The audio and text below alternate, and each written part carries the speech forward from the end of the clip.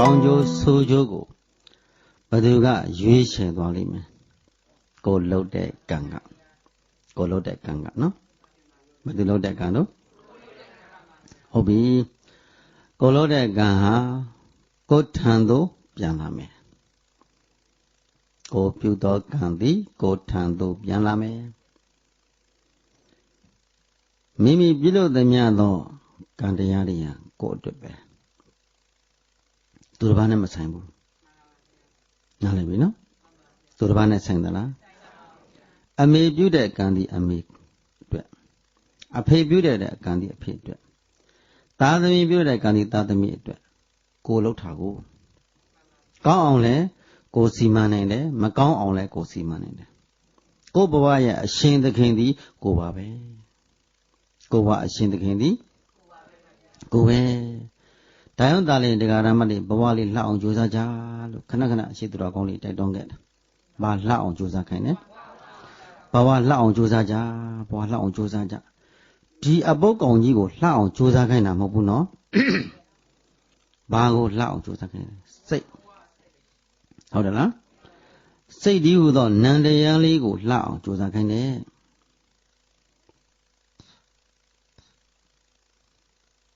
အဲ့တော့မိမိတဏ္ဍာထဲမှာဒီတိပုဂ္ဂိုလ်မဆိုဘဝတစ်ခုရရှိလာပြီလို့ဆိုရင်အဲ့ဒီဘဝလေးဟာလှသောဘဝနဲ့ဆိုးတဲ့ဘဝနှစ်ခုရှိတယ်နော်အယုတ်လှတာနဲ့အယုတ်ဆိုးတာနော်တချို့အယုတ်ဆိုးလိုက်တယ်တချို့ချောတယ်လှတယ်ဒါဘယ်သူကအကျိုးပေးထားတာကံနော်တမေတဲ့တဖေတဲ့ကတမေတဲ့တဖေတဲ့ကမွေးတဲ့သားသမီးတွေတူနဲ့တူပုံစံချင်းတူသလားအကျိုးပေးနေခြင်းတူသလားတချို့ပုဂ္ဂိုလ်တွေချမ်းသာလိုက်တာတချို့ပုဂ္ဂိုလ်ကလုံးဝအဆင်မပြေနော်ဩတချို့ပုဂ္ဂိုလ်တွေကြတော့သရတရားအကောင်းလိုက်တာတို့တချို့ပုဂ္ဂိုလ်သရတရားကိုမရှိဘူးတချို့ပုဂ္ဂိုလ်တွေကြကုသိုလ်အာယုန်နဲ့အမြင့်မပြတ်မွေးပြောတတ်ကြတယ်တချို့ပုဂ္ဂိုလ်ကကုသိုလ်ဆိုတာပြုရမှာကြတော့ကျောင်းသားကံတော့မကပ်ဘူးကျောင်းသားကံတော့မကပ်ဘူးတခါတော့တခါကြီးတယောက်ဘယ်လိုရန်ကုန်ကဘာကြီးတရားစခန်းမှာသူအမျိုးသမီးတယောက်ကိုထောက်လှမ်းရင်လွှတ်လိုက်တယ်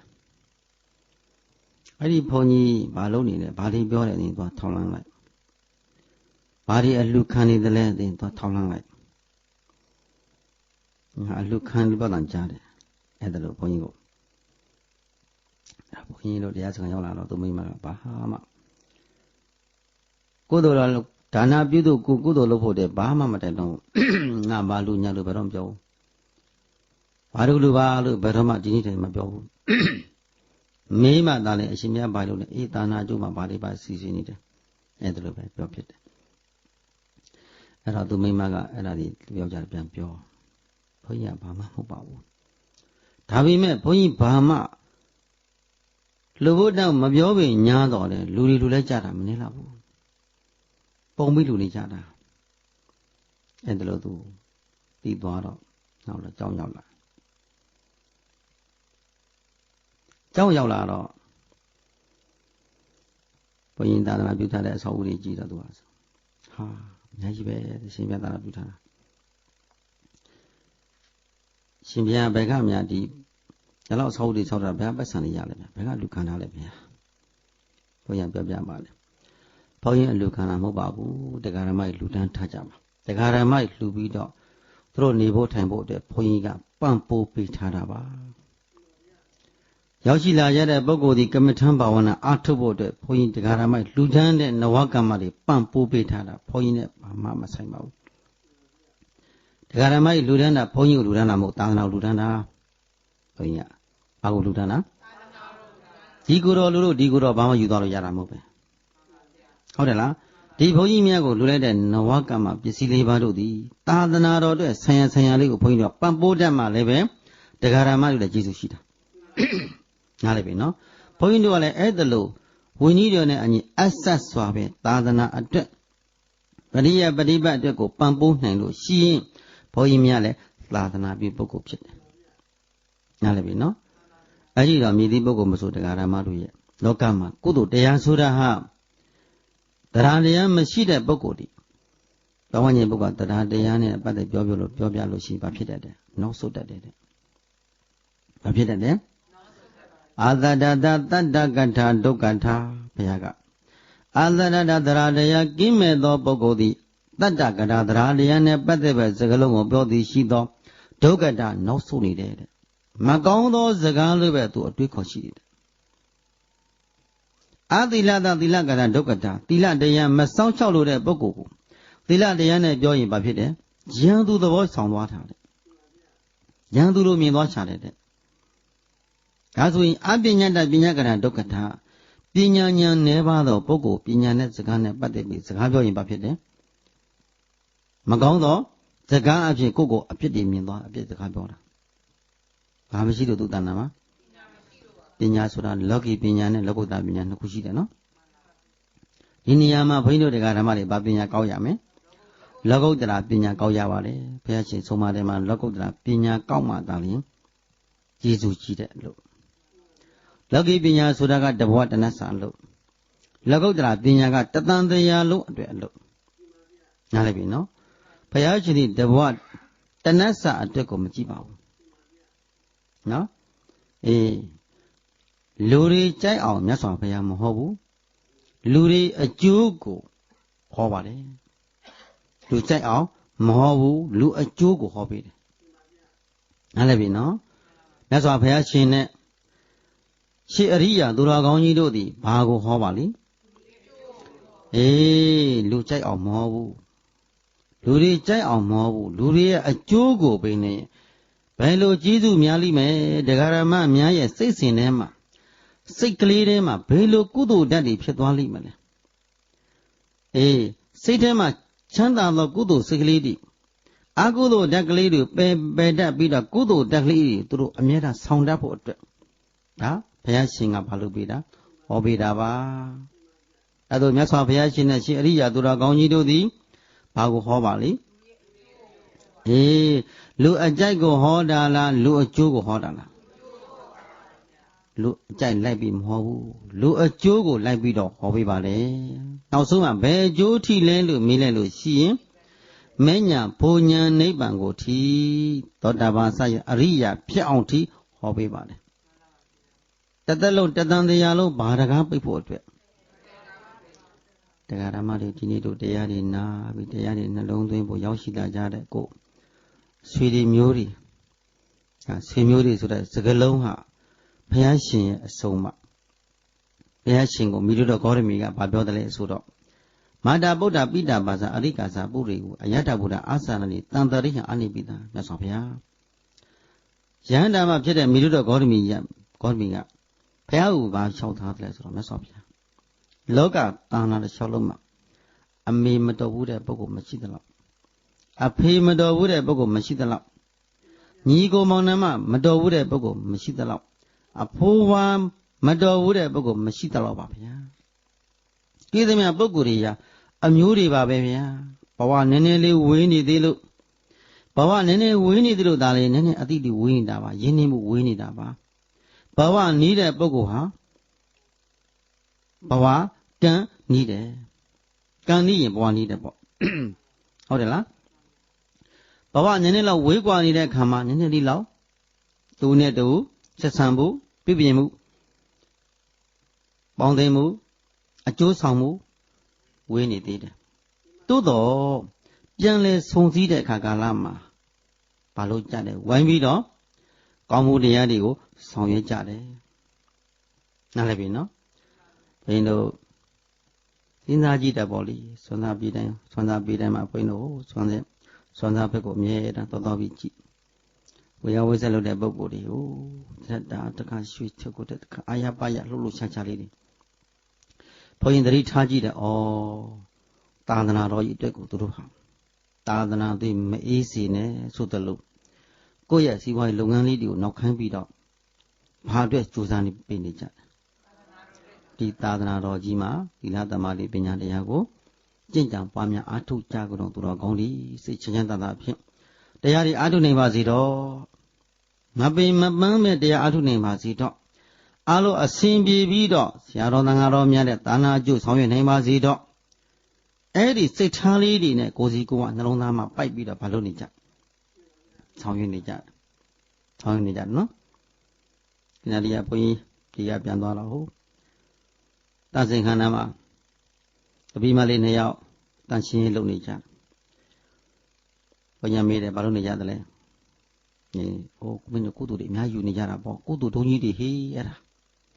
ကုသိုလ်ဒုံကြီးတွေကုသိုလ်ခဲကြီးတွေယူကြပြောခဲ့တယ်မှန်တယ်ဗျာမှန်လားပါဗျာသူပြန်ဖြေတယ်သူများမလုပ်ထားကိုလုပ်တော့ကောင်းကောင်းကုသိုလ်ရတာပေါ့ဟုတ်တယ်လားအရာတိုင်းမှာတရားဓမ္မတွေဘာလေးဝင်ပြီးတော့လက်ကလေးဟာတစ်ခုလေးကိုတနည်းအားဖြင့်ဇဝဲလေးတစ်ခုတည်းဇဝဲမှာညက်ပတ်တာလေးပြီးတော့သုတ်ပေးလိုက်ဘာဖြစ်သွားပြီကုသိုလ်ဖြစ်သွားတာတန်ရှင်းကုသိုလ်အဲ့ဒီကုသိုလ်ကြောင့်လူရှိလူခင်ပေါ်တယ်တဲ့နတ်တွေရှိခင်နေတဲ့ယောဂါဒီခန္ဓာကိုယ်ယောဂါမဖြစ်ဘူးတဲ့ယောဂါတန်ရှင်းနေတဲ့နော်သူတစ်ပါးလူကကိုယ့်ကိုယ်မကောင်းကြောင်းတွေမပြောဘူးတဲ့ဟာအကျိုးတွေနည်းဘူးနော်၅ပါးတော့ဘုရားဟောထားပြတာဒါကြောင့်မြေသီးပုဂ္ဂိုလ်မဆိုအရာတစ်ခုခုမြင်လိုက်လို့ရှိတန်ရှင်းလိုက်သူတစ်ပါးခိုင်းမှလုပ်တယ်ဆိုတာမဟုတ်ဘူးနော်ကိုယ်စေတနာကကိုယ်အကျိုးပေးမယ်ဘယ်သူစေတနာကကိုယ်စေတနာကကိုယ်အကျိုးပေးမှာစေတနာကောင်းလေလေအကျိုးပေးကောင်းလေလေတရားဓမ္မတို့ရဲ့စေတနာမကောင်းလို့ရှိရင်အကျိုးပေးမကောင်းဘူးစေတနာညက်သွားလို့ရှိရင်အကျိုးပေးညက်တယ်အကျိုးပေးညက်သွားနေနေတာဘာကြောင့်လဲစေတနာညက်ကဲလို့စေတနာအထက်တန်းကြလေလေအကျိုးပေးအထက်တန်းကြလေလေပဲစေတနာအားရှိဘလဝအားကောင်းတဲ့စေတနာများလေလေအကျိုးပေးအားကောင်းလေပဲအံ့ဩစရာကောင်းတော့အကျိုးပေးတွေဖြစ်ကြတယ်နော်ရင်ဖတ်ကြီးလောက်အောင်ထိကိုအံ့ဩစရာကောင်းတဲ့အကျိုးပေးတွေဖြစ်ကုန်ကြတယ်အဲ့ဒါဟာဘာကောင်းလို့ဒါကြောင့်ယံဖြစ်ဖြစ်လူဖြစ်ဖြစ်မိသည့်ပုဂ္ဂိုလ်မဆိုတရားဓမ္မတို့ရဲ့လက်ရှိဘဝလေးကိုဘာလေးကောင်းအောင်ကြိုးစားပေးရမယ်ဘာကောင်းလို့တဲ့ပုဂ္ဂိုလ်တို့သည်ကံကောင်းတဲ့ပုဂ္ဂိုလ်ကံကောင်းလို့တဲ့ပုဂ္ဂိုလ်မှန်တယ်များတို့ဘာကောင်းရမယ်စေနာကောင်းကံကောင်းလို့ရှိရင်ဉာဏ်ကောင်းလာမှာပေါ့ကံကောင်းရင်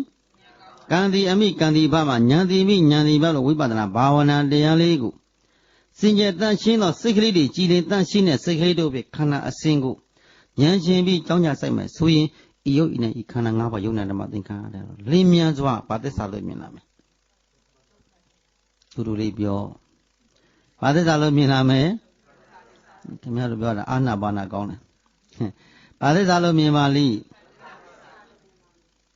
ဘာကောင်းလို့ကံကောင်းလို့ဟုတ်လားကံကောင်းလာတဲ့ပုဂ္ဂိုလ်ဘာကောင်းလဲအဲ့ဒီဉာဏ်လေးကတရားဓမ္မတွေကိုဒီခန္ဓာရဲ့ဖြစ်စဉ်ကိန်းပေါ်မှာထိုးထွင်းမမြင်ရဘူးလားအမှန်တရားတွေမတွေ့ရဘူးလားအဲ့ဒါအမှန်တရားကိုတွေ့မြင်တဲ့ဆိုတာကအထက်တန်းရောက်တဲ့ကုသိုလ်နားလည်ပြီနော်အထက်တန်းကြတဲ့အဲ့ဒီကုသိုလ်စွမ်းအားတတ္တိကြီးအားကောင်းသွားခြင်းသည်အကြောင်းကိုလိုက်ချလိုက်နံပါတ်1ကံကောင်းတယ်နံပါတ်2ဘာကောင်းတယ်ကြီးတွေတရားဓမ္မတွေဘုန်းကြီးတို့ကကုသိုလ်လေးတွေလှုပ်ရှင်တယ်ကုသိုလ်လှုပ်ရှင်တယ်ဆိုတဲ့က तू ကစိတ်ကအတိတ်ကကံတတ္တိမပါဘဲနဲ့ကုသိုလ်လှုပ်ရှင်တဲ့စိတ်တွေပေါ်ပါမလားအတိတ်ကသူ့မှာဘဝမျိုးစေ့ပါလာတာဒီအမေဝကောင်းထဲမှာနော်ဘုန်းကြီးတို့မြတ်စွာဘုရားရှင်ကဝိသခာနဲ့ပတ်သက်ပြီးပြောပြတယ်ဝိသခာသည်တဲ့အတိတ်ကကံတရားအပြစ်ပါလာတယ်သူ့ရဲ့အမေဝကောင်းထဲမှာပရိသန်တွေယူလိုက်တဲ့အချိန်မှာတဲ့အတိတ်ကံကတခါနဲ့တွဲပြီးပါလာခဲ့တယ်ဘာပါလာခဲ့တယ်အဲ့ဒီအတိတ်ကံတတ္တိလေးကသူ့ကိုဖက်ကနေအကျိုးပေးလေးကတွဲပါလာတဲ့အတွက်ဒါကြောင့်ဟောနားလေတဲ့အချိန်မှာ9နှစ်အရွယ်လောက်ကမှကြီးတန်းကျောင်းကိုသွားပြီးတော့ဘာနားထောင်တတ်တယ်တရားကိုနားထောင်တတ်တာနော်9နှစ်အရွယ်လေးနော်4နှစ်5နှစ်လောက်ကပဲကျောင်းလိုက်နေတာ9နှစ်6နှစ်အရွယ်ကျောင်းကိုလိုက်ပြီးအဖွားလုပ်တဲ့ပုဂ္ဂိုလ်နဲ့ကျောင်းကိုလိုက်ပြီးနေ့စဉ်နေ့တိုင်းဘာလုပ်တယ်တရားနာတဲ့ဘုရားကိုဖူးတဲ့ကြည်တဲ့ဒီရဲ့တာမန်ဒီခေတ်ဒီသားသမီးဆိုကြည်ပါလားဟာဒီခေတ်ဒီသမားသားသမီးဆိုတော့ကြော့ပါဆိုတော့မှ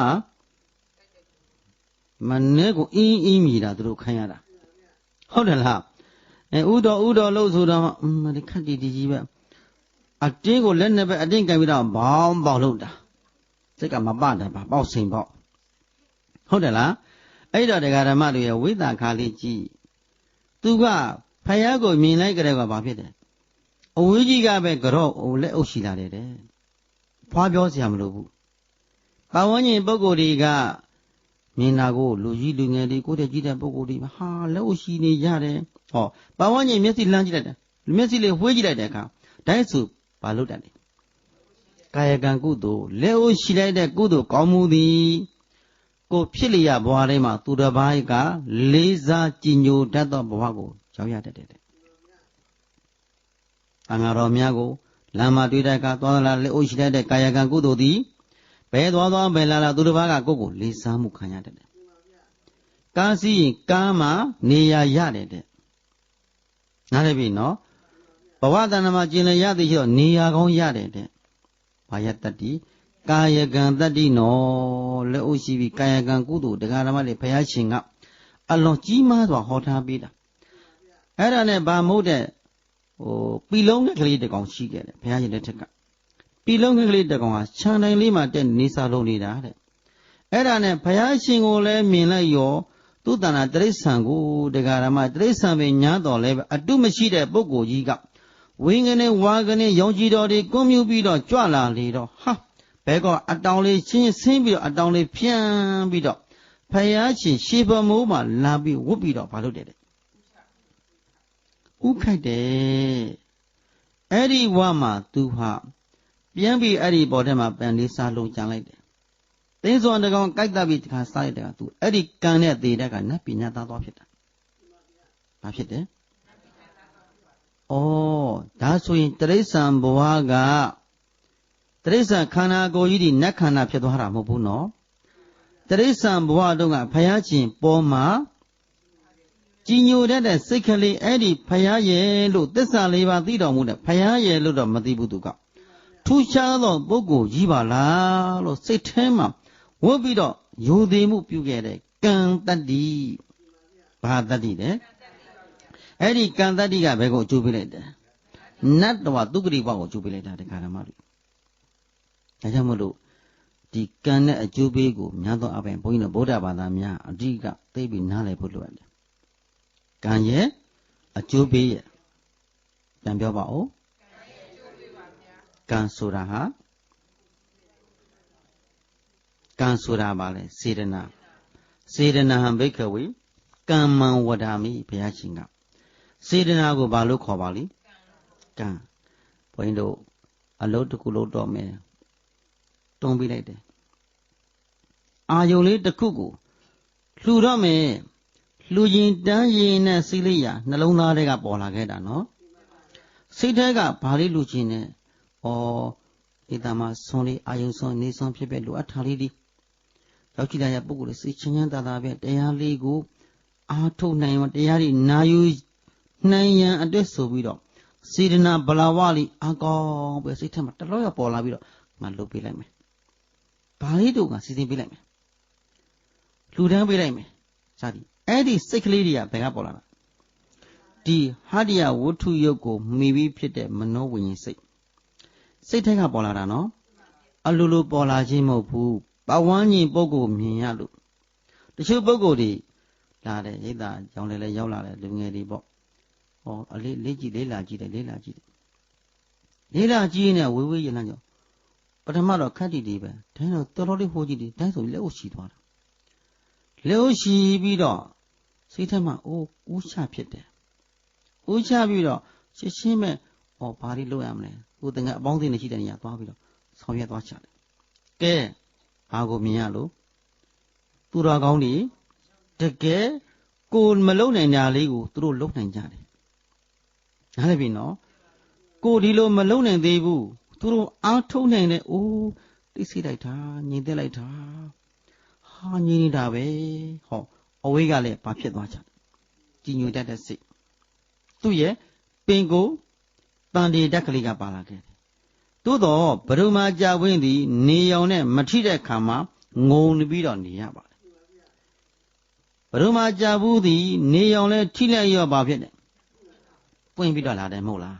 အဲ့ဒါလိုပဲတရားဓမ္မတွေပင်ကိုကံတရားလေးကတော့ပါပါရဲ့သို့တော့ဆရာကောင်းသမားကောင်းနဲ့မတွေ့သေးဘူးအတိတ်ဘဝဆက်ကံဆက်ကုသိုလ်ဆက်ပါလာတဲ့ပုဂ္ဂိုလ်များနဲ့မတွေ့သေးတဲ့ခါကလာမှာဒီတိုင်းပဲနေရတယ်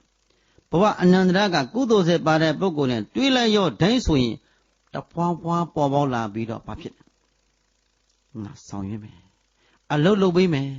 သာသနာအကျိုးကိုငါတစ်ဖက်တစ်လမ်းကဆောင်ရွက်မယ်အဲ့ဒါဒီဘယ်ကပေါ်လာလားနော်အတုကိုဘာလို့ခေါ်လဲစေတနာစေတနာလေးကိုတဖြည်းဖြည်းနဲ့စေတနာတွန်းပြီးရင်းနဲ့ကာယကံစေတနာဖြစ်လာတယ်ကိုယ်ထိလျောက်ပြုလုပ်ခြင်းတာတယ်ဝစီကံမြောက်ဆောင်ရွက်ခြင်းတာတယ်မနောကံမြောက်ပြပြင်ခြင်းတာတယ်စိတ်ပိုင်းဆိုင်ရာလေးကအဲ့လိုကာယကံဝစီကံမနောကံကံသုံးပါးတခါလဲစုံပြီးတော့ဘာလို့ဖြစ်တယ်အောင်မြင်သွားချပြီအဲ့ဒီစေတနာသည်မှန်တယ်များတွေဘာဖြစ်သွားကြတယ်ကံဆိုတာဘာလဲအလုံးကံဆိုတာအလုတ်ဆိုတာကံအလုတ်ကောင်းခြင်းသည်အလုတ်ကောင်းမှကံကောင်းတယ်ရှင်းပြီနော်ဥပမာလေးပြောကြတော့ဘုန်းကြီးတို့တရားဓမ္မတွေတို့တရားဓမ္မများရဲ့တဏ္ဍာမှာရှိတဲ့စိတ်နဲ့ဘုန်းကြီးခန္ဓာကိုယ်ထဲမှာရှိတဲ့စိတ်နဲ့မတူဘူးနော်စိတ်ရှင်းတော့တူတယ်သို့တော့ကိုယ်တို့လုပ်ငန်းနဲ့ပတ်သက်ပြီးမတူဘူးဟုတ်တယ်လားတရားဓမ္မများတဏ္ဍာထဲမှာကလောကီလုပ်ငန်းနဲ့ပတ်သက်ပြီးအာသန်တယ်သူကကံကလောကီကံကအကျိုးပေးမှုရှိတယ်အကောင်းတယ်ဘုန်းကြီးတို့ကြပြန်တော့လောကုတ္တရာအလုပ်တွေကိုအလုပ်လုပ်မယ်သီလနဲ့ပတ်သက်ပြီးတော့မကြိုးမပေါင်းမပြောက်မကြမ်းအောင်စောင်းချောက်လို့တဲ့အသက်နဲ့လဲပြီးတော့စောင်းချောက်လို့တဲ့ဆန္ဒရှိတယ်ဒါဘုန်းကြီးတို့ရဲ့ကုသိုလ်ဗျာပါဒနဲ့ပတ်သက်ပြီးပြောချင်လို့နော်ဘုန်းကြီးတို့ကြွလာလူတွေပြောတာပေါ့ဟိုဗမာပြည်ကြွလာအရှင်ပြဒေါ်လာဘယ်လောက်ဆောင်လာဘုန်းကြီးမှတော့တခြားမရှိဘူးအမေရိကန်သွားတယ်တခြားမှမဆောင်ဘုန်းကြီးလက်မလေးတစ်ခုနဲ့သွားတာပဲဒီတိုင်းကပ်ပြလည်းပါတာမဟုတ်ဘူးနော်သွားတာပဲကိုယ်ဘာယုံထားတယ်ကံသီလကံသမာဓိကံပညာကံငါအားထုတ်ထားတယ်ငါရဲ့တဏ္ဍာမြတ်စွာဘုရားအလိုတော်ကြားသီလသမာဓိပညာတရားတွေကိုငါအားထုတ်ထားတယ်ဤကုသိုလ်တတ္တိလေးတွေကိုတရားဓမ္မများအားငါဝေငှဖို့အတွက်သွားတာဒီကိုရှိထားနေသေးတဲ့ကုသိုလ်တတ္တိလေးတွေကိုတရားဓမ္မများအားအတူတကွဝိုင်းပြီးစားသုံးနိုင်ဖို့အတွက်ဒီအသည့်လေးတွေကိုငါပေးဖို့သွားတာငါရည်ရွယ်ချက်ဘာမှမပါဘူးဘုန်းကြီးရည်ရွယ်ချက်ငါဘာလုပ်မယ်တရားဓမ္မတွေထမ်းမှငါဘာအလူခံမယ်စိတ်မဝင်စားဘူးလူပါမလူလေးပို့ကြိုက်တယ်လူရင်အဲ့ဒီပုဂ္ဂိုလ်မေတ္တာများများပို့ရသေးတယ်ဟုတ်တယ်လားတာဝန်ရှိတယ်တရားဓမ္မတို့ရဲ့အလူများများလူပေးလိုက်လို့ချင်းအဲ့ဒီပုဂ္ဂိုလ်များများကိုမေတ္တာပို့ပေးရတာဘာမှမလူရင်မေတ္တာပို့စရာမရှိဘူးဟုတ်တယ်လားတပ်ပိတ္တကာမတကာပဲအကုန်လုံးခြုံပြီးတော့မေတ္တာပို့တာလေဟုတ်တယ်လားခြုံဖို့တယ်တကယ်လို့ကိုယ်ပေါ်မှာအထူးအဖြင့်လူတန်းထားတဲ့ပုဂ္ဂိုလ်အဲ့ဒီပုဂ္ဂိုလ်မျက်နှာကြည့်ပြီးတော့သူ့ကိုမေတ္တာစူးစူးဆက်ဆက်မေတ္တာပို့ရတာဘုန်းကြီးတို့မှာတာဝန်အများကြီးရှိတယ်နားလည်ပြီနော်ဒါခရဏပြောရတယ်ကျုပ်ပင်းလို့ချင်းမလူလေးကြိုက်တယ်နော်ဘာဖြစ်လို့လဲတာဝန်မရှိလို့လူတော့အဲ့ဒီကုသိုလ်ကောင်းမှုတွေဒကာရမလူတဲ့ဥသောဘာလို့ပေးတယ်ဆိုတော့ဟိုတာနာဆိုင်ရာလေးတွေတနေ့ကလည်းပြောခဲ့ပါသေးတယ်နော်ဘုန်းကြီးဆိုလို့ရှိရင်ဟိုစင်းရင်နုံးပါတဲ့နေရာတွေမှာတောက်ပြီးတော့အခုဆိုရင်ဟိုနိဗ္ဗာန်ရင်10စီးကြပြီဘုန်းကြီး3နှစ်အတွင်းမှာနော်ဒါဒီဒကာရမတွေလို့နဝကမ္မတဲ့ကတကက်စင်းရင်နုံးပါတဲ့နေရာတွေမိသကြိုစက်တစ်ခုလူထမ်းထားပြီးပြီနော်အဲ့ဒါလည်းပဲ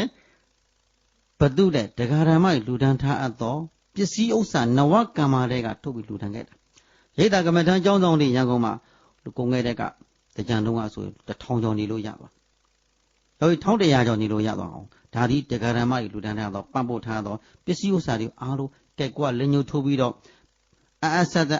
ဒကာရမတွေပိုက်ဆံကိုက်ကဲငါဘာလို့လက်ညှိုးထိုးပြီးတော့ကွာအသုံးချပြီးတယ်ကဲဒါနိဗ္ဗာန်ကရုတဲ့ကြီးပါဘုန်းကြီးကနားလည်ပြီနော်ဒကာရမမြတ်လူတန်းတဲ့ဥစ္စာကိုဘုန်းကြီးကကရုတဆင့်ပို့ပြီးတော့သာသနာပြုပြီးဒကာရမတွေတဲ့ကုသိုလ်များအောင်ဆောင်ရွက်ပေးခြင်းသာဖြစ်ပါတယ်ဟုတ်တယ်လားဘုန်းကြီးမှာကိုယ်ပိုင်သည်သီလသမာဓိပညာဒါသည်ဘုန်းကြီးကိုယ်တိုင်ရှိတယ်ကိုယ်ပိုင်သည်ဒါပဲရှိတယ်ဒီသီလသမာဓိပညာတွေကဘုန်းကြီးဘဝကိုအစင်တန်မြင့်မားသောအရိယာဖြစ်အောင်ဆောင်ရွက်သွားမယ်အရိယာဖြစ်အောင်ကြိုးစားရမယ်သောတာပန်ဖြစ်အောင်သောတာပန်ပြီးသဂရာကသဂရာပြီးအနာဂါပြီးယဟန္တာနောက်ဆုံးရည်ရွယ်ချက် ရဟန္တာဖြစ်သွားလို့ရှိဟောဒီခန္ဓာကိုယ်ကြီးစွန့်ပြီးတော့ငြိမ်သွားတာပေါ့ဟုတ်တယ်လားအဲ့ဒီစွန့်အားလေးကိုရင်ဝယ်ပိုက်ပြီးတော့တရားဓမ္မအများအားအတိပေးခြင်းတာဖြစ်တယ်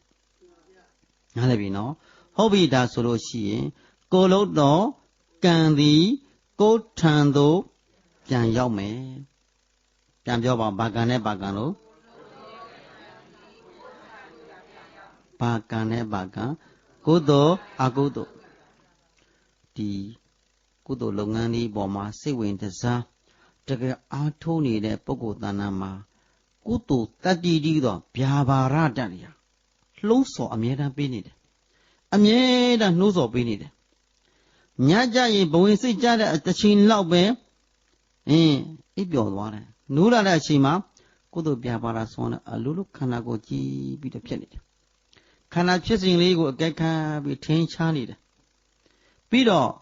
ရှင်သန်သွားပြန်တော့လေလူတွေတရားဟောမှုကိစ္စပြီးရင်ဟောမြတ်စွာဘုရားဥပမာဥပယချင်းဟောတော်မူတဲ့သုတ်တန်လေးတွေကို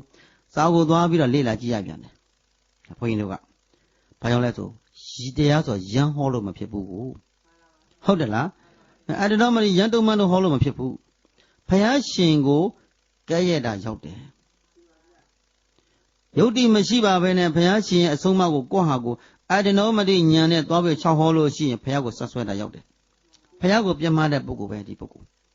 နားလည်ပြီနော်ဘုရားရှင်အဆုံးအမကိုပြန်ပရိယတဲ့အတိတိယူပฏิပတ်ရတဲ့ခန္ဓာနဲ့တွဲပြီးတော့တရားဓမ္မတွေကိုဒီလိုရှိတယ်အခုပြောမိဘုရားရှင်ကသဗ္ဗေတ္တကမ္မတကတတ္တဝါတွေပါတယ်လေကံသာလျင်အကြောင်းရှိပါတယ်ကံသာလျင်မိကိုရာရှိတယ်ဒီနေ့အတိတ်ကံနဲ့ပစ္စုပန်ကံနှစ်ခုပါလာတယ်နော်ကံကဘယ်နှခုရှိနေတယ်အတိတ်ကကံတတ္တိလေးကပံပိုးပေးနေတဲ့ကံတတ္တိလေးရဲ့ဒီချိန်မှာဒီဘဝမှာကြိုးစားနေတဲ့ကံဉာဏ်ဝရိယရဲ့ဒီဘဝမှာကြိုးစားနေတဲ့ကံဉာဏ်ဝရိယတတ္တိလေးရဲ့အတိတ်ကပံပိုးနေတဲ့ကံလေးရဲ့အတိတ်ကံလေးရဲ့အဲ့ဒီကံနှစ်ခုတိုက်ဆိုင်လို့ဘာဖြစ်တယ်ကောင်းကျိုးတွေဖြစ်နေတယ်နားလည်ပြီနော်ဒီဘဝမှာသေအောင်ကြိုးစားအောင်အတိတ်ကကုသိုလ်ကံမပါဘူးဆိုရင်ဖြစ်ကိုမဖြစ်နိုင်ဘူးတရားဓမ္မတွေအတိတ်ကကုသိုလ်ကအထောက်ပံ့ကိုမရသေးတဲ့မြတ်ကာလပတ်လုံးသေအောင်ကြိုးစားဘယ်တော့မှအကောင့်ထဲမပေါ်နိုင်ဘူးနားလည်ပြီနော်အတိတ်ကလည်းပဲအကျိုးပေးစီရလေးတွေကညှို့ကိုင်းနေပြီဟာဒီကလည်းကြိုးစားရင်နဲ့ဒါဆိုအကျိုးပေးလိုက်တာထက်တန်းကြောက်သွားချတာပဲနားလည်ပြီနော်အဲ့ဒါကဒါကြောင့်မလို့ကံဆိုတာဘာကံနဲ့ဘာကံလို့အတိတ်ကံရဲ့ပစ္စုပန်ကံရဲ့ကံနှစ်ခုသည်ဘာဖြစ်တယ်အကျိုးပေးကောင်းချတယ်အတိတ်ကအာကုသိုလ်ကံကြီးလာနေပြီရှိမှရှိနေပြီဒီကလည်းရောက်အောင်သွားတော့မယ်အာကုသိုလ်မျိုးစေ့တွေဆက်ပြီးလုပ်နေမယ်ဆိုသွားပြီးအာကုသိုလ်ရှင်ဒိုင်းနေဆိုရင်ဘာဖြစ်ပြီငါးပါးမှောက်ရောငရဲမရောက်သေးဘူးဘလို့မှလုံးလို့ကံလို့အဆင်မပြေတော့ဘူးလှုပ်လေးမြုပ်လေးဘလို့မှအဆင်မပြေနောက်ဆုံးမှအာကုသိုလ်ကံကြီးကဘဝတစ်ခုလုံးကိုနှလုံးသွေးပူလောင်ပြီးတော့ယောဂါတွေဖြစ်သွားတတ်တယ်။ဘာဖြစ်သွားတတ်လဲ။ယောဂဖြစ်စီပြီးတော့မထနိုင်မထိုင်တဲ့နောက်ဆုံးမှတရားဓမ္မပေါင်းသူတော်ကောင်းများနာတာရှိယောဂအဖြစ်နဲ့တည်ကြရတဲ့ဘဝ။အဲ့ဒီတေဂာနိကာလမှာပြန်ကြည့်လိုက်အောင်။တေဂာနိကာလမှာဒီတိုင်းမဟုတ်သေးဘူး။မရဏတန္တဇောဆိုတာရှိတယ်။ဘာဇောတဲ့အဲ့ဒီမရဏတန္တဇောဆိုတာဘုန်းကြီးတို့ဘဝတရားဓမ္မတွေဘဝတသက်တာကုန်ခန်းသွားပြီကံတရားကကုန်ခန်းတော့နောက်ဆုံးသိမင်းနဲ့ရင်ဆိုင်တဲ့ခဏမှာဖြစ်ပေါ်လာသောကံတရားနားလည်ပြီနော်သိမင်းနဲ့ရင်ဆိုင်လာသည်ရှိတော့အဲ့ဒီချိန်မှာဘာကံလေးကလာလိမ့်မယ်တစ်သက်လုံးမှာကိုကြိုးစားလာခဲ့တဲ့ကံတရားတို့သည်ကုသိုလ်အကုသိုလ်အလူအရဲ့အကျိုးပေးရန်အတွက်လွတ်ပြီးလာလိမ့်မယ်ကုသိုလ်လေးနည်းနည်းလေးတော့အာယုံပြုဖို့ကြံသေးအဲ့ဒီရှင်ကာလမှာဟောကိုယ့်ရဲ့သာသမီတွေမိမြစ်တွေဆွေမျိုးတွေကဖုံးလိုက်ဖြစ်နေတဲ့အရှင်ကာလမှာအိုးအမေရဲ့ဟိုအဖွားရဲ့အဲ့ဒါလို့လေးသားလေးငိုတန်လေးလဲကြားလိုက်ရောဖြတ်ဆိုရင်ကုသိုလ်အာယုံပျောက်ပြီးတော့ဟောဖြစ်မှဖြစ်ရလိမ့်ရှင် ngà tu này khoe khoe ya rồi mẹ thêm mà ye qua bị bia đi tì đuôi ní để xí mà nó tì cả ní cả là mà để cả là mà đuôi nó lông đuôi ní tì cong bự lụt đấy đó để ya mà kinh ta tì để bốc cổ béo ra nó để ya tì kinh này bốc cổ đó xin thêm bé bia bé tu la ấy cũng mà sai đâu bây giờ nhà mà này người ta mấy này mà do mấy u lại số là để cả là mà cháu lại mà bỏ nó do mấy u lại hả thì cái này mà biến sinh màu này được làm bị tự thả lại tu nếu mà con phi là đấy cả tu đi bộ đi tàu ấy đi xem mà từng ngày chỉ có khó ngày từng ngày chỉ có to đấy cả là từng ngày qua tu là lúc gì ha mấy gì thấy không từng ngày ngã mấy là một khó này thì cái này cái sao bây giờ mấy được lâu mà khó này mấy này ngã đi cháu mà phơi cháu mà nề sinh đông ngọc bây giờ đi vô cái đấyแต่ไม่สัจจารียาအောင်จิตခဲ့တယ်အနတ္တလက္ခဏာတုတ်ကိုအာကုန်ဆောင်နိုင်ခဲ့တယ်တကယ်ချင်းအဲ့ဒါလေးမင်းငါရွတ်စမ်းအဲ့ဒါရွတ်တဲ့ခါလေးငါတငယ်ချင်းတို့မှတ်တော်မင်းငါ့ကိုမင်းကြီးဆိုတဲ့စကားလုံးဘယ်တော့မခေါ်နဲ့ငယ်ငယ်တုန်းကအတူတူကမင်းနဲ့ကစာတူတိုင်ပဲအိပ်ပေါ့ပဲအတူနေခဲ့တာအဲ့ဒီတိုင်နေစမ်းပါကွာမင်းငါ့ကိုမင်းကြီးဆိုတဲ့စကားလုံးမသုံးနဲ့ငါတငယ်ချင်းကိုငါတရားနဲ့ငါတရားတွေတို့စာအတူကြက်မယ်လို့ဟိုတုန်းကစာကြက်တဲ့ပုံသဏ္ဍာန်လေးကိုမင်းအာယုံယူကြက်ငါလည်းမင်းလေသာလိုက်ပြီးတော့ငါစာကြက်မယ်တကယ်ချင်းကဓမ္မစကြာတို့ရွတ်တယ်ရွတ်တဲ့ခါမှာ तू နောက်ကလိုက်ပြီးတော့ရွတ်နေတယ်ပြင်ဆင်နေတာတော့ဘာကိုပြောင်းနေတာအာယုံပြောင်းနေတာသားသမီးတွေတရားမှမလာခိုင်းဘူးတဲ့ तू မိန်းမလည်းမလာခိုင်းဘူးတဲ့ तू သမင်းပို့မဲ့အတွက်တယောက်သာလာခိုင်းတယ်ဘယ်လောက်ထိတဲ့ဆိုတာရှေ့သူတော်ကောင်းတွေရဘာလို့တဲ့တရားနာမတို့ဘဝကိုပြုပြင်တာပြင်ဆင်တာနော်ဘယ်သူအတွက်ကိုယ့်အတွက်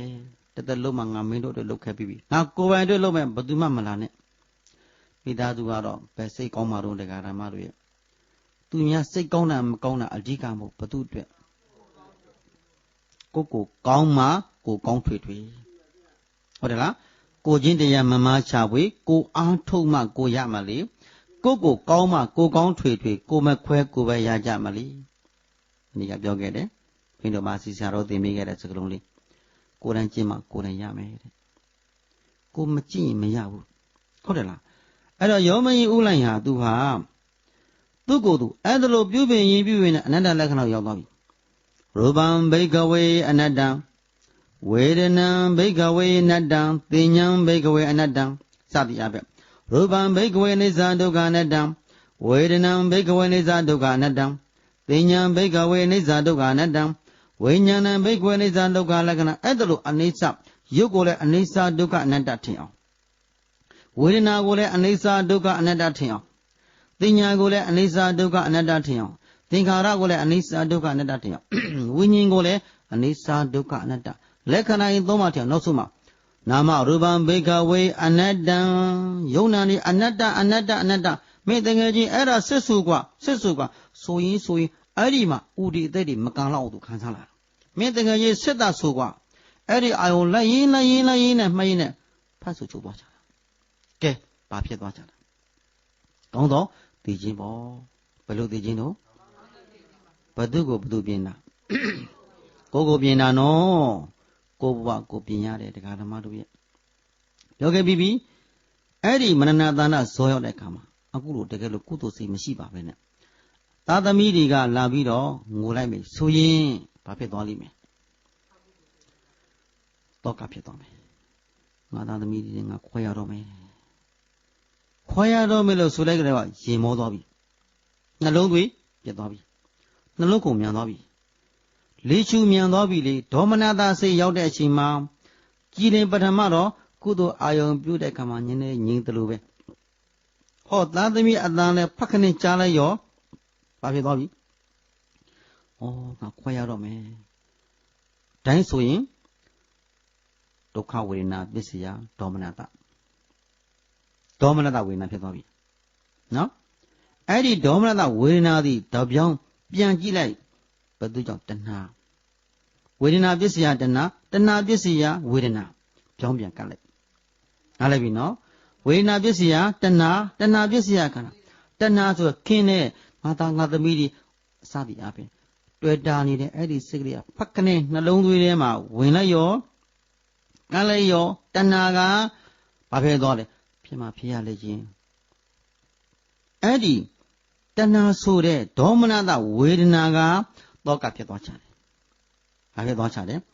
သောကအာယုံလေးလဲရောက်လိုက်ရော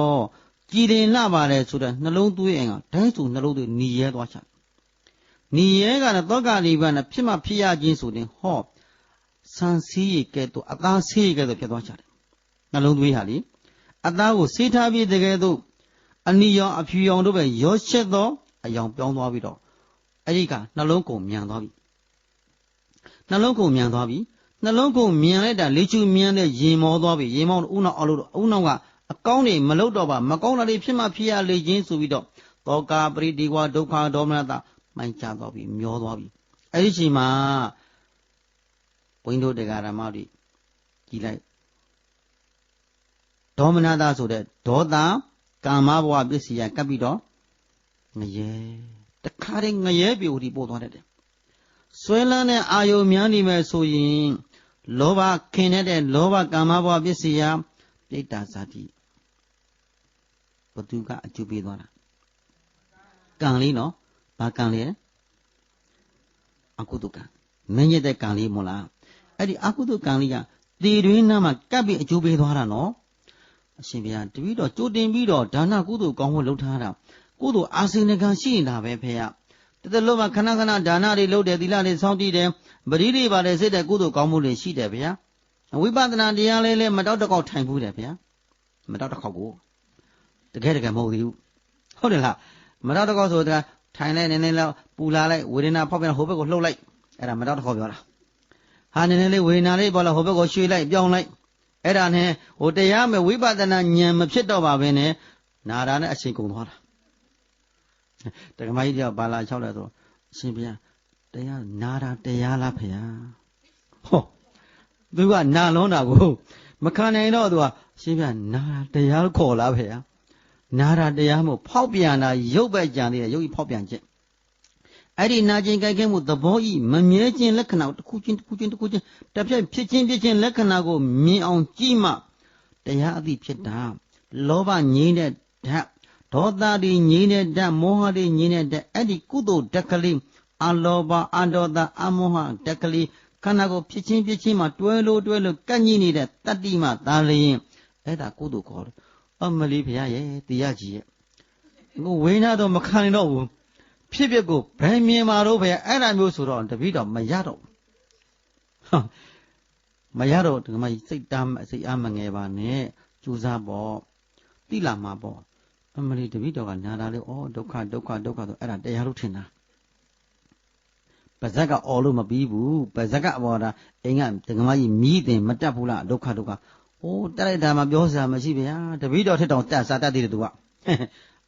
မြည်ကိုပြောပြတာနော်ဒါကြောင့်မလို့မြည်ကပါတတ်တယ်စားတတ်တယ်ဖွားကဘာမွဲသွားလို့မနေ့ကပြောခဲ့တယ်မနေ့ကဘာပြောခဲ့တယ်လူအိုတာဘာအိုလို့နားလည်ပြီနော်လူအိုတာဘာအိုလို့ကံအိုလေးလေးလူအိုလေးလေးလူအိုလေးလေးနီးလာလေးလေးဟုတ်လားလူအိုလေးလေးဘာဖြစ်နေနီးလာဘယ်သူနဲ့နီးလာလဲသုတ်တန်နဲ့နီးလာတယ်မသာဘာဘူးနီးလာတယ်ဟုတ်တယ်လားနီးလာလေးလေးဒကာရမတွေဟောအာယုံယူလို့မကောင်းလာလေးပဲကြိုတင်ပြီးတရားအသီးတွေကိုအားပါလျာကျင့်ထားတဲ့ပုဂ္ဂိုလ်တွေကြတော့ပြောစရာမရှိတော့ဘူးဝေဒနာလေးပေါ်လဲသူ့ဟုတ်ပေါ်တာပေါ်မှာပေါ့ခန္ဓာရှိဝေဒနာရှိတာပဲသူ့သဘောသူဆောင်းတာအလိုငြိမ့်ပြီးတော့အသက်ကြီးလာလေတရားရှိတဲ့ပုဂ္ဂိုလ်တွေကြည်ရတာလေကြီးညိုစရာလေးစားစရာကောင်းလာလေပဲဆိုဒီဃာရမတွေကိုယ့်ရဲ့မိဘတွေဆွေမျိုးတွေမြင်လိုက်မှာပေါ့တရားသမားတွေလေအသက်ဘယ်လောက်ကြီးကြည့်လို့ရှိရင်နှုတ်ဖတ်ပြီးတော့သူ့ကိုကြည်ရတာပါဖြစ်တယ်ပြုံးနေတာပဲသေခါနီးထိသူပြုံးပြီးတော့နောက်ဆုံးနေမကောင်းဖြစ်ရင်လည်းပဲညင်လေးသူဟာသူတယောက်တည်းငါဘာလဲပူညာမလုပ်ဘူးဟိုသားသမီးငါပူညာမလုပ်ဘူးငါဘာမလာဘူးဘာလေးညာလေးမလုပ်ဘူးဘာနဲ့နေလဲသူတင်ပါလို့ထားတယ် ပြင်ဆင်ထားတယ်လေတရားဓမ္မတို့ရဲ့အဲ့တော့ဟုတ်ပြီအဲ့ဒါလို့ကြိုးတင်ပြင်ဆင်ထားသောပုဂ္ဂိုလ်အတွက်ဓမ္မိကဥပဒကာတို့လိုစိတ်တဥပဒကာတို့လိုကဲနတ်ပြည်ကနာယထာ6ဆင်းကသူယထာတက်ပါ900တက်ပါလာကြပြီနားလည်ပြီနော်ဓမ္မိကဥပဒကာကြီးဆိုရင်နာယထာ6ဆင်းကတော့တုဋ္ဌိတနတ်ပြည်ကနာယထာကသူယထာတက်ပါသင်သိကျေးဇူးမြတ်တဲ့တာနာတော်ကြီးအတွက်အဲ့ဒါတော့အရှင်မြတ်တွေကလည်းမဟာသမယတုတ်ကိုရွတ်နေတဲ့အခါတန်ဃာတော်တွေကအရှင်ခဏနေပါခဏလက်ဝါကာတာကောင်းဝင်ရန်ကိုအရှင်ယဟန်တော်တွေကဩတခါကြီးတော့အာယုံယူလို့မကောင်းဘူးထင်ပါတယ်ရက်ခိုင်းပြီးကဲငါရှင်တို့ပြန်ရတော့ယဟန်တော်ပြန်သွားပြန်တော်ကြီးပြန်တတိယလာတော့ဟာအရှင်မြတ်တွေဘယ်ရောက်သွားသလဲသားသမီးတွေဝိုင်းလာကြအဖေကတော်တော့ဆိုတန်တော့လို့ပြောတယ်ခဏနေပါအောင်လို့ပြောတယ်အဖေကတားလို့ပြန်ကုန်ကြတာပေါ့ငါကအဲ့ဒီအရှင်မြတ်ကြီးပြောတာမဟုတ်ဘူးခဲ့ဟိုမှာနတ်ရထားကြီးကလာနေရလို့အဲ့လိုပြောလိုက်ရောသားသမီးတွေကဘာဖဲသွားလဲဩအဖေငါရဲ့အဖေတော့စိတ်ဖောက်သွားပြီဖောက်သွားပြီစိတ်ဖောက်သွားပြီအဖေဒီလောက်ထိတာနာကြီးဆောင်နေဖြစ်မှဖြစ်ရလေကြီးဘာတော့ဟဲ့အဖေစိတ်ဖောက်သွားပြီဘယ်မှာလဲနတ်ရထားကြီးဟာဟိုးမလေးမမြင်ဘူးလားညီတို့မောကြီးတရားမမြင်ဘူးမမြင်တော့ကဲစပယ်ကုန်းလေးတကုံယူလာခဲ့စပယ်ကုန်းတော့ပြီးတော့ချင်းစပယ်ကုန်းယူတဲ့ခေါင်းရင်သူမြောက်လိုက်တာတွဲနေတယ်ဒါလို့စပယ်ကုန်းတွဲတာပဲမြင်ပြီးတော့သားသမီးတွေကမြင်ပြီးတော့ရထားကိုမြင်ရလားသူပဲတယောက်တည်းမြင်တာဘာရှိတဲ့ပုဂ္ဂိုလ်ကမြင်တယ်ဘုံကံရှိတဲ့ကုသိုလ်ရှိတဲ့ပုဂ္ဂိုလ်ပေါ့အဲ့ဒါသုတေတိကြားလိုက်ရောမရခင်သေးတော့နတ်ပြောအနာဂံကြီးနော်အဲ့ဒီနတ်ပဲတုတိတာဘုံမာပင်လေတက်တန်းကိုဒီကာလနေပြီးတော့အဲ့ဒီကယဟန္တာဖြစ်ကပြိနေပါစံတော်မယ်မကောင်းဘူးလားဒီလောကကြီးမလာတော့ဘူးလေဘာအသိနဲ့သိသွားတာဘယ်ချိန်မှာကျေးဇူးများသွားချတယ်ကျူတင်ပြီးတော့တရားအသိတို့ဉာဏ်တူးလီကိန်းထားတဲ့ပုဂ္ဂိုလ်အတွေ့နောက်ဆုံးဘဝနေဝင်ခြင်းနီးလာတဲ့အခါမှာဘာအာယုန်လေးနဲ့တရားအာယုန်နားလည်ပြီနော်အဲ့တော့မရဏတဏ္ဍဇောတဲ့အခါဥပမာလေးပြောပြတယ်အဲ့ဒါကိုနွားဒီကိုနွားကြောင်သားလေးရာနွားဒီကိုအားလို့အစာဝါတဲ့အခါခြံတဲ့ကိုမသိဘူးလားသိတယ်သိပြီးတော့နွားငယ်လေးတွေခုံပေါက်ဝေးပြီးတော့မြန်ခြံတဲ့ဝင်သွားတယ်နွားအိုကြီးတွေကရှာဝါမှာကြံလိုက်တယ်တကားကိုမိုးလင်းလို့တကားဖွင့်သည်ရှိတော့ဘသူအရင်ထွက်ရတယ်နွားအိုကြီးတဲ့တကားဝါမှာရှိတဲ့နွားတွေထွက်ရတယ်မဟုတ်လားအဲ့ဒါလိုပဲတဲ့ဘုန်းကြီးတို့တရားဓမ္မတွေအာစိနကံအာသနကံကရတကံဂရုကံဆိုတဲ့ကံကြီး၄မျိုးရှိတယ်နော်ဂရုကံရဲ့အာသနကံရဲ့အာစိနကံကရတကံဆိုကံ၄မျိုးတည်းမှာဂရုကံဆိုတာကြီးလေးသောကံကြီးကြီးလေးတဲ့ကံဆိုတာပြင်စာနန္တရကံနော်တရားဓမ္မရဲ့တဏ္ဍာမှာအမိတ္တအဖိတ္တပုဂ္ဂိုလ်ပါသလားမရှိဘူးဂရုကံထားလိုက်တော့အာစိနကံကံဆိုခဏဆိုသလိုဒါနကုသိုလ်တွေပြုလုပ်တယ်သံဃာတော်တွေဆွမ်းလောင်းလူပဲဆွမ်းလူဖြစ်တယ်ကျောင်းအားလျော်စွာအဲ့ဒါဘာကံလို့ခေါ်လဲအာစိနခဏတူဖြစ်တယ်နော်အဲ့ဒီအာစိနကံရှိခဲ့တယ်ဘယ်မှာဘာလူတန်းခဲ့လဲခဏတူဖြစ်တယ်သို့တော့တရားအတိတို့ဉာဏ်တို့ကတော့မရှိသေးဘူးနော်ဝိပဿနာဉာဏ်တို့ဉာဏ်မြတ်မရှိသေးဘူးလှူတဲ့နာဒါနလောက်ပဲရှိပြီးတော့သီလကလည်းပဲမတောက်တခေါင်းနည်းနည်းပါအကျိုးတွေပဲနေပေါ့သီလတွေကလက်တွေကျိုးလို့ရှေ့တော့ကြီးကျိုးလို့ပေါ့သီလကဟုတ်တယ်လားကျိုးတယ်ဆိုတော့နားလဲလားနားလဲပြီးပြီမရှင်းတော့ဘူးနားလဲရဲ့လားနားမလဲဟိုဘက်ကနားမလဲဘူးတဲ့ဒီဘက်ကနားရတဲ့ဘက်ကရှင်းပြလိုက်နားမလဲတဲ့ဘက်ကနားရတဲ့ဘက်ရှင်းပြလိုက်ပေါ့ဟုတ်ပြီဒါဆိုလို့ရှိရင်ဒီနေမကောင်းဖြစ်လာတဲ့ခန္ဓာလေးမှာတရားဓမ္မတွေခန္ဓာကိုယ်ကြီးဟာဆရာဝန်များဆိုပုံများလိုက်တယ်ဘုန်းကြီးတို့အဘိဓမ္မာနည်းအပြင်ပြောမယ်ဆိုခန္ဓာကိုယ်ကြီးနေမကောင်းဖြစ်လိုက်ပြီပါစကဓာတ်ကအလွန်ပြင်းထန်လာဖောက်ပြန်သွားပြီခန္ဓာကိုယ်ထဲမှာလေတေဇောဓာတ်ဒီပါစကတေဇောဓာတ်ဒီအလွန်ပြင်းထန်ပြီးခန္ဓာကိုယ်တို့လောင်ကျွမ်းလာပြီဒါကြောင့်တခါတည်းအပူလေးများလို့ရေဖတ်တိုက်ပြရတာရေခဲတီတိုက်ပြရတာပါစကဓာတ်ကလွန်ကဲတော့ပါစကဓာတ်ကဖောက်ပြန်သွားပြီသူကယုတ်ကလ၄ပါးထဲမှာပထဝီဓာတ်ကဖောက်ပြန်တယ်လို့တေဇောဓာတ်ကလွန်ကဲစွာဖောက်ပြန်သွားလို့ဘာဖြစ်သွားချလဲအပူချိန်တွေမြင့်တက်သွားချတာ အတွင်းမှာဖြစ်သွားတာနော်အတွင်းကဖြစ်ပြီးတော့အပြင်ကိုပေါ်လာတာနောက်ဆိုအဲ့ဒီအပူချိန်တဲ့တေဂန်နီးမှာအလွန်တရာခန္ဓာကိုယ်ကြီးကအချိန်နီးလာတဲ့အချိန်မှာတကိုယ်လုံးဟာအလွန်နုဖတ်ပြီးတော့မွေးဖွားခါစကလေးမွေးလာတဲ့ပုဂ္ဂိုလ်ကလေးကဲ့သို့ဖြစ်သွားကြတယ်အသားတွေဟာနော်နုဖတ်ပြီးတော့အထိမခံနိုင်ဖြစ်သွားကြတယ်ရင်လေးတကောင်ထိလိုက်ပြီဆိုရင်ဂဲကြီးတစ်လုံးနဲ့လှမ်းပြီးတော့ပြစ်တယ်လို့နာတယ်မျက်နှာခွက်ကိုလေးများမျက်နှာခွက်ကိုများအဲ့ဒီရင်လေးတော်လာထိရကြောက်လုံးကြီးနဲ့ပြီးတော့နာတယ်ဒီလောက်ထိကိုအထိမခံနိုင်ဖြစ်သွားကြတာအဲ့ဒီချိန်မှာတရားဓမ္မတွေဘလောက်ထိခန္ဓာကိုခံစားရလိမ့်မယ်လှမ်းကြည့်လိုက်ပြပါနှိမ့်ဆက်ပုံဗျာတိပါတယ်လေအဲ့ဒီဗျာတိကမရဏနဲ့နီးတဲ့ဗျာတိနော်တေဂာနီးမှာဖြစ်တဲ့အဲ့ဒီကံချိန်မှာဒီဝေဒနာတွေဘလောက်ပြင်းထန်လိမ့်မယ်လှမ်းကြည့်နော်အသက်ရှူလို့မရတော့ဟောဖြစ်လာခဲ့တယ်မို့လားဒါသည်တရားအမှတ်မရှိသေးဘူးပုဂ္ဂိုလ်ဆိုရင်သိပ်ပင်မချတာတရားမှရှိပြီးတော့အနားမှာသာကောင်းသမီးမြတ်တွေမိတ်ဆွေကောင်းတွေမိကောင်းဆွေကောင်းဆိုတာအမျိုးသားရဲ့မိကောင်းဆွေကောင်းသည်အမျိုးသမီးရဲ့မိကောင်းဆွေကောင်းသည်အမျိုးသားဇနီးမယားရှိလို့ရှိရင်ပြောတာဟုတ်တယ်နော်အိမ်တော်တဲ့ရှိလို့ရှိရင်တူးနဲ့တူဘာဖြစ်ရမလဲမိတ်ဆွေကောင်းဖြစ်ဖို့အတွက်ဘာအတိလေးပေးရမယ်ဟောကြည်ပါလားနကုလပိတာနေမကောင်းဖြစ်တဲ့အခါမှာမထနဲ့မတိုင်ဖြစ်လေတော့နကုလမတာတဲ့ငါတည်တော့မယ်တည်လွန်သွားလို့ရှိရင်တော့နင်ဟာတယောက်တည်းကြံလိုက်မယ်ဒီသားသမီး10ယောက်ကိုမွေးဖို့သိခက်လိမ့်မယ်အိုးနကုလပိတာဒီလိုမပြောနဲ့ငါဒီဘုရားရှင်ရဲ့အဆုံးအမတရားကိုလိုက်နာခဲ့တော့သမီးပေါင်းမြောင်များစွာထဲမှာတူးပါဝင်တယ်ဆိုတာနင်သိရမလားသူကငါသောတပန်ကြည်တယ်လို့မပြောဘူးနော်မျိုးသမီးကဘုရားရှင်ရဲ့တပည့်တာဝကထဲမှာတူးပါဝင်ပါဟဲ့နောက်တော့ထင်မသေးနဲ့သင်ကလေသင်နဲ့2ယောက်စောင့်ရှောက်ပြီးနေပင်ညာတော့လဲသင်မရှိလို့ရှိရင်ငါတယောက်တည်းစူးစမ်းလို့ငါစောင့်ရှောက်ပေးနိုင်တယ်ဒီလိုအတွေးခေါ်ကိုဘုရားရှင်ကဲ့ရတဲ့နော်နကုလာဒီလိုမတွေးနဲ့ပြန်ချော့လိုက်စိတ်ကလေးပြန်တဲ့တရားအသီးလေးမှတ်လိုက်တော်လေးမှတ်လိုက်ပြန်ပြီငါမရှိတဲ့အခါမှာသင်เจ้าကိုရောက်မှာမဟုတ်တော့ဘူးလာပြန်ပြီယောဂါကဟုတ်လားအခုမနေ့တစ်ခေါက်ညတစ်ခေါက်သွားနေတယ်ငါမရှိရင်ရောက်မှာမဟုတ်တော့ဘူးနော်မဒီလိုမထင်နဲ့နကုလာအထင်မသေးနဲ့လေ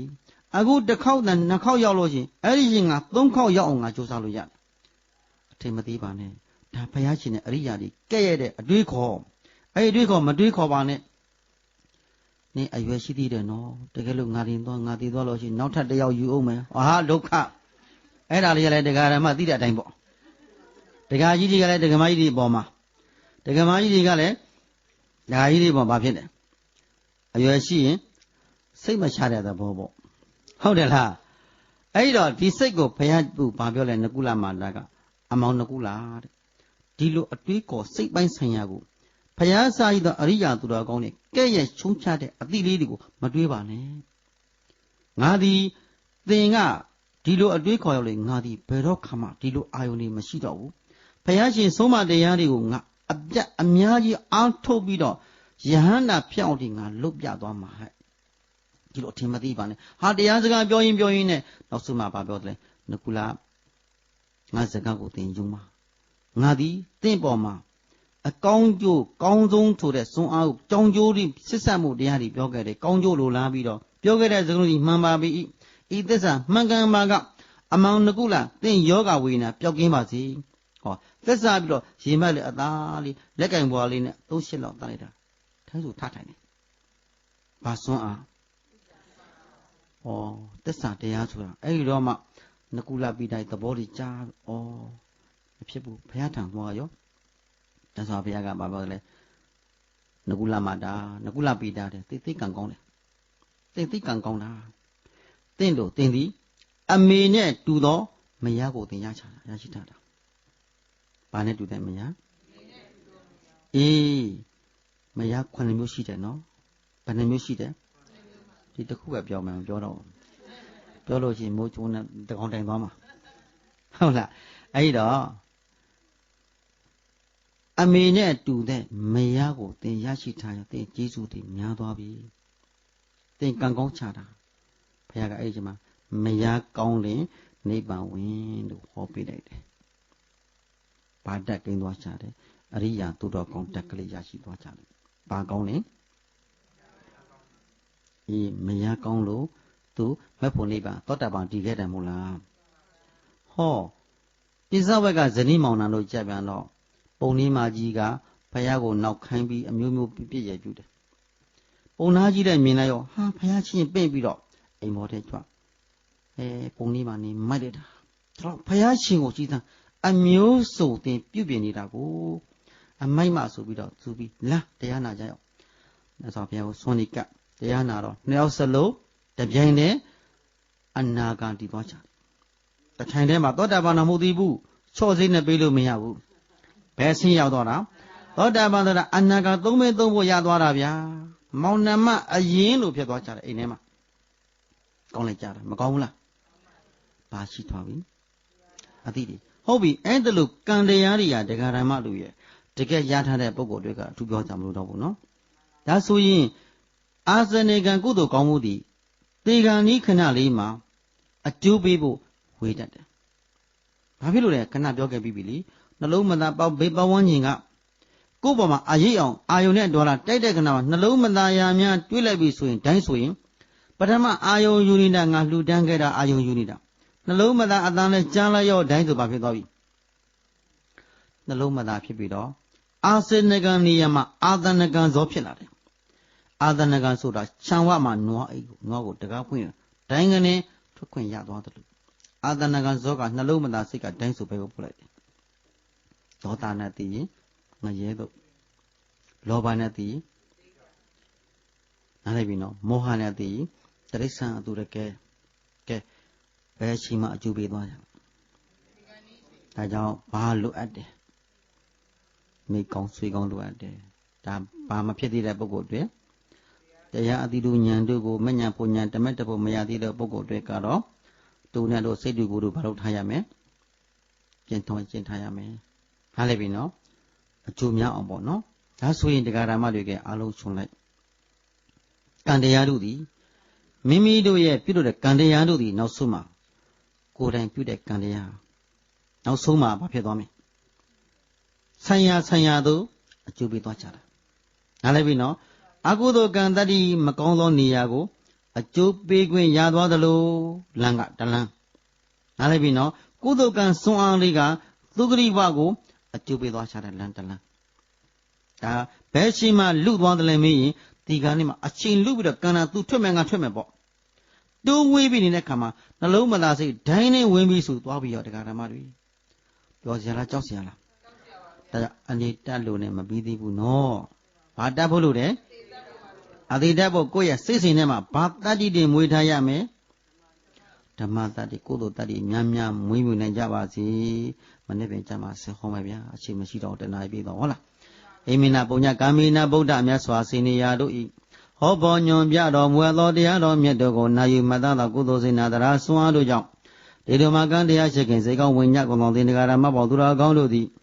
အာဇာတိပရိသန္တိမနိယစင်စေဖြစ်တတ်သောအာဇရံဆံပြူယူ၍အိုမင်းကြီးဒုက္ခပေါင်းမှာကင်းဝေးရာဖြစ်ပေသော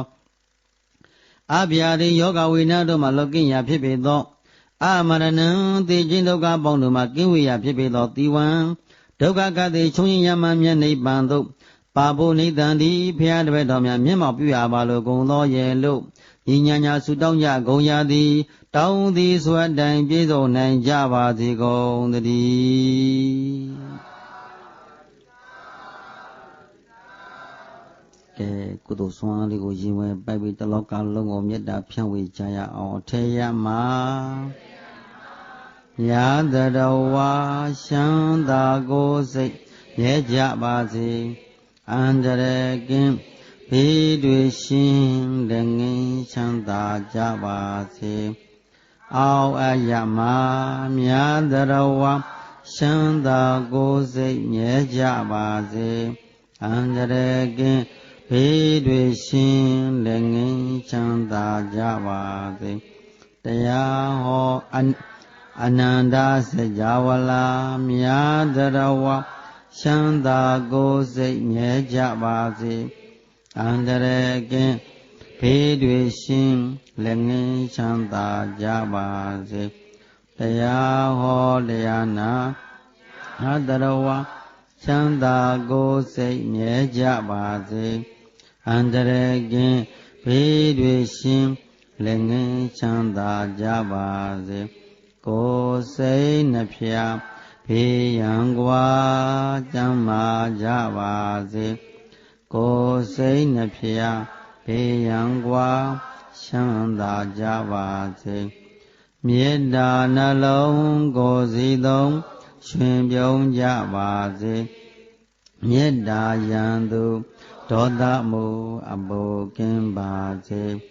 မေတ္တာရေချမ်းကိုယ်စီဖြင့်အေးချမ်းကြပါစေ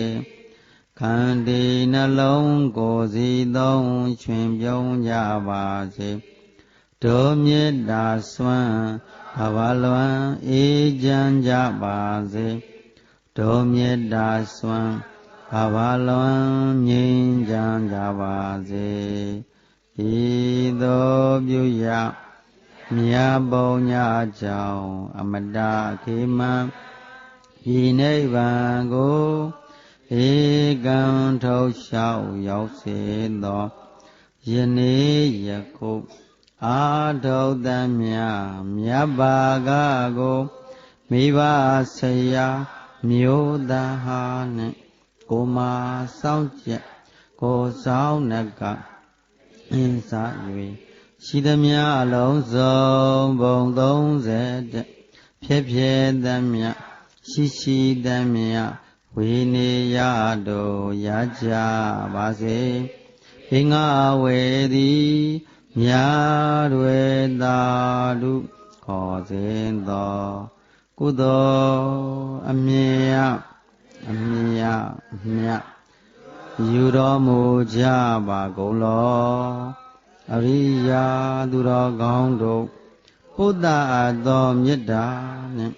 ကျွန်ုပ်တို့အားထုတ်ရသောဥသောမှန်သမျှတို့ကိုဝမ်းမြောက်ဝမ်းသာစွာဖြင့်သာဓုကုသိုလ်အမြတ်ယူတော်မူကြပါကုန်လောအရိယာသူတော်ကောင်းတို့ပုဒ္ဒအပ်သောမေတ္တာနှင့်ကျွန်ုပ်တို့အားထုတ်ရသောကုသိုလ်မှန်သမျှတို့ကိုဝမ်းမြောက်ဝမ်းသာစွာဖြင့်သာဓုကုသိုလ်အမြတ်ယူတော်မူကြပါကုန်လောအရိယာသူတော်ကောင်းတို့ပုဒ္ဒအပ်သောမေတ္တာနှင့်ကျွန်ုပ်တို့အားထုတ်ရသောကုသိုလ်မှန်သမျှတို့ကိုဝမ်းမြောက်ဝမ်းသာစွာဖြင့်သာဓုအလုံးကိုကြံမှလို့စိတ်ချမ်းသာကမိမိတို့ယတနာစံသမျှကဲ့သို့အေးချမ်းသာရရှိရ၍ပြစ္ဆုပန်တကွေကိုစီကိုငါတရားထူတွေ့ကြပါစေကောင်းသောသူတော်ကောင်းနဲ့ပြောင်းမင်းနေကြပါစေ